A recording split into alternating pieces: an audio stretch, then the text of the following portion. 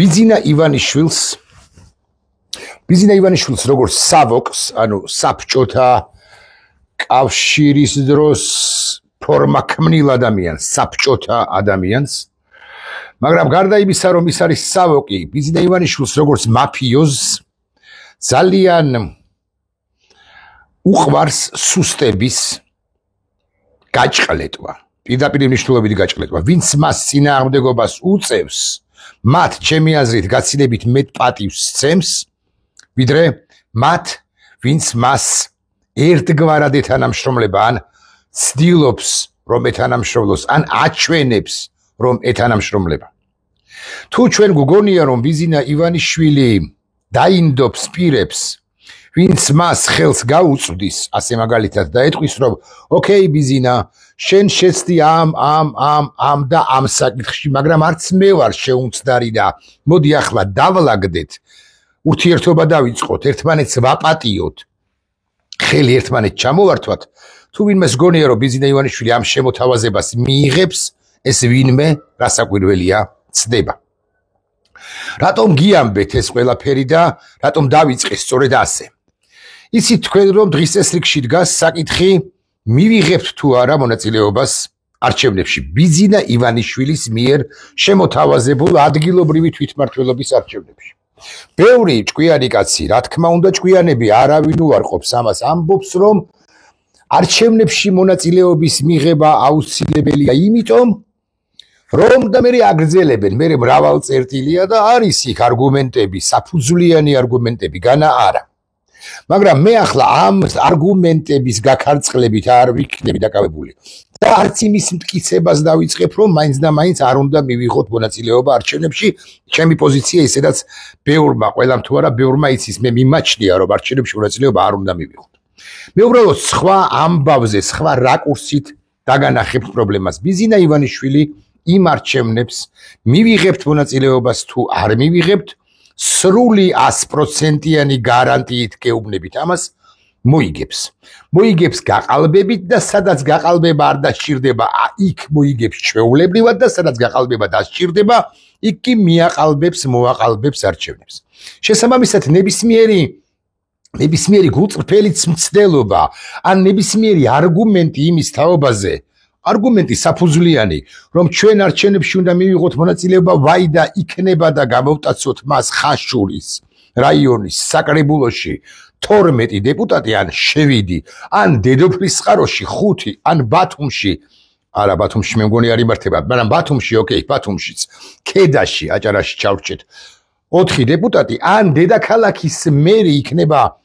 იყოს ოპოზიციონერი დღეს, რომ ოპოზიციონერია და მომავალში დაამარცხოს მანკალაძე, ეს არის ფუჩი და ამაო, მაგრამ ყველაზე მთავარი ესეც არ არის. მთავარი არის ის, რომ ბიძინა როდესაც გაიმარჯვებს გაყალბებებით თუ გაყალბებების გარეშე, მოგვიტრიალდება და გვეტყვის, რომ თქვენ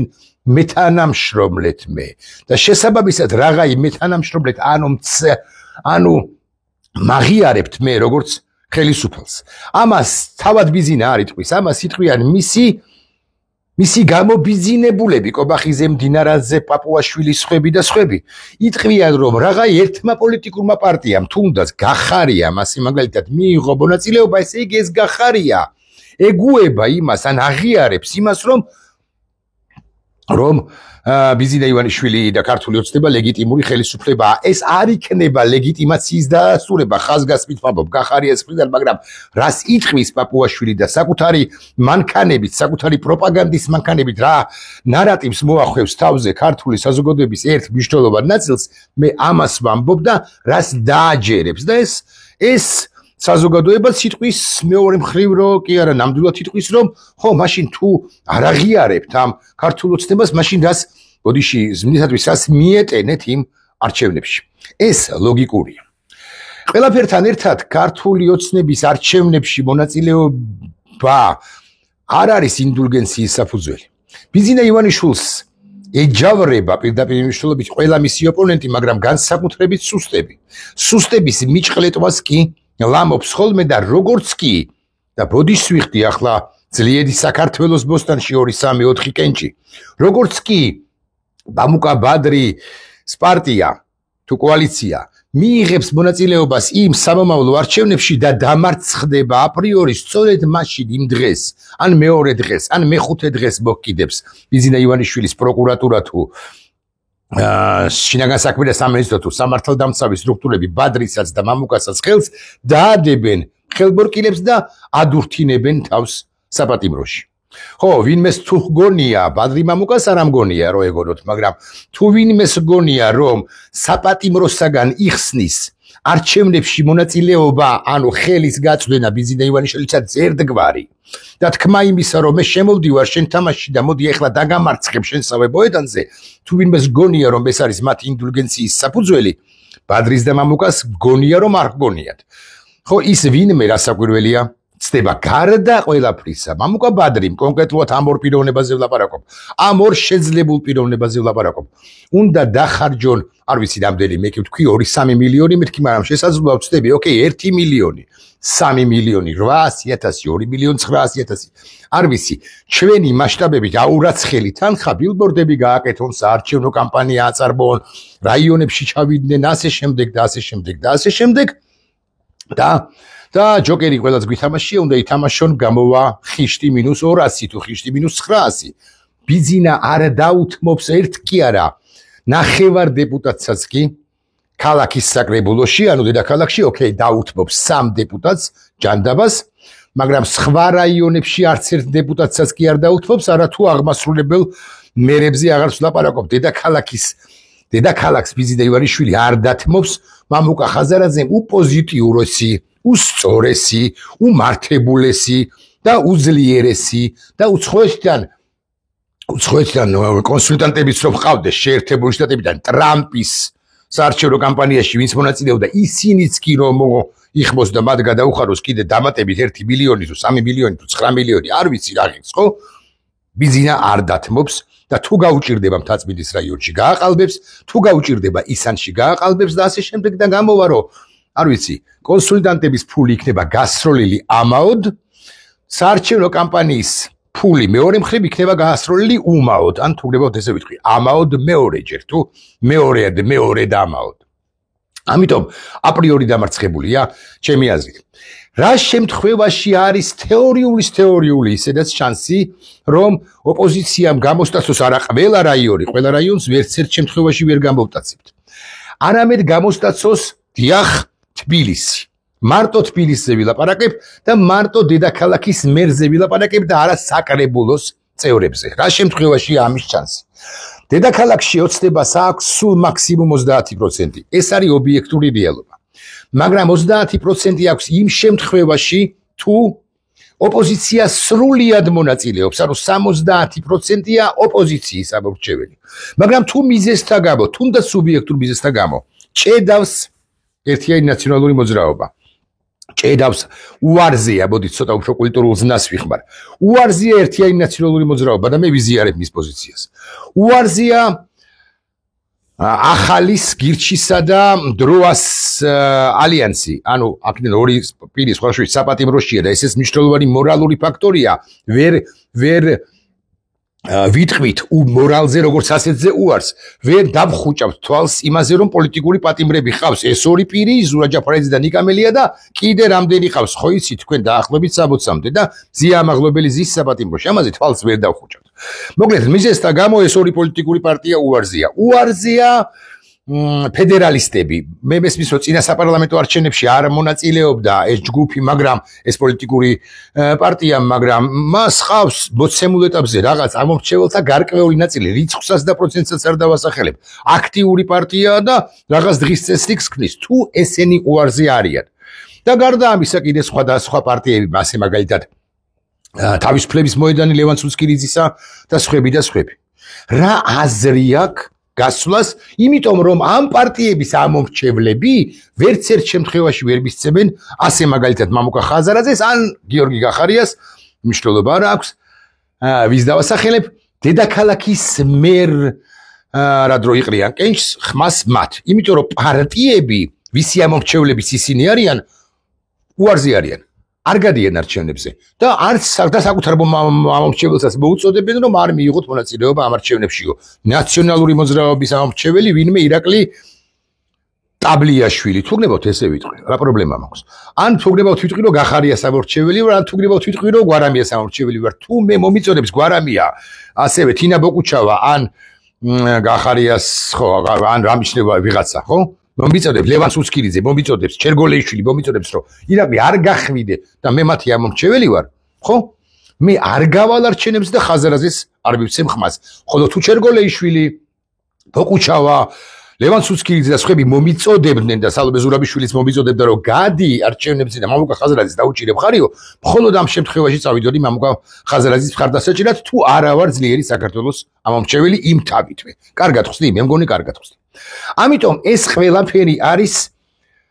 საკუთარ კარში საკუთარ მოედანზე და საკუთარ კარში ავტოგოლების გატანა ამას ვამბობ ღიად საწყენადაც არ ვამბობ ოღონდ მე არ ვიცი мотивация ხო Poslat motivația კი ვიცი, არგუმენტაცია კი ვიცი, რატომაც გადის მამუკასგანაც მოვისმინე ცალკეული ექსპერტებიც ამბობენ ამას. მაგრამ მეორე მხრივ ყველანი ვლაპარაკობთ ერთიანობის აუცილებლობაზე და ერთიანობა შედგება იმ შემთხვევაში, თუ პოლიტიკური პარტიების უმრავლესობა, რასაც სიტყვის მეინსტრიმ პოლიტიკურ პარტიებს გულისხმობ, სწორედ მათ გზას გავყვებით და არ გვექნება ამბიცია, რომ ვიყოთ ერთიანობაში პირველები. მე მგონია რომ მამუკას კონკრეტულად აქვს აი ეს ამბიცია რომ მაინც და მაინც პირველი კი არ იყოს ერთიანობაში მაგრამ იყოს ალტერნატივა ნაციონალური მოძრაობისა რაც მომიტევოს მან მაგრამ ვერ იქნება ბუნებრივად იმიტომ კი რომ ისინი კარგები არიან ან კარგზე უკეთესები არიან ან მასზე მართლები არიან ან მასზე ძლიერები არიან არა არც ერთ შემთხვევაში უბრალოდ ახლა დღის წესრიგში არ დგას და არც შეიძლება იდგეს ვინ არის თანასწორთა შორის პირველი აი თანასწორთა შორის პირველობას ცდილობს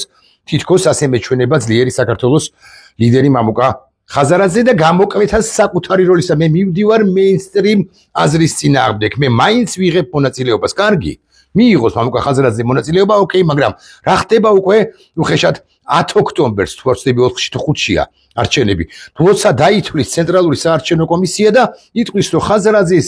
ლელომ თუ ძლიერმა საქართველოს მიიღო ბოდის ვიხდი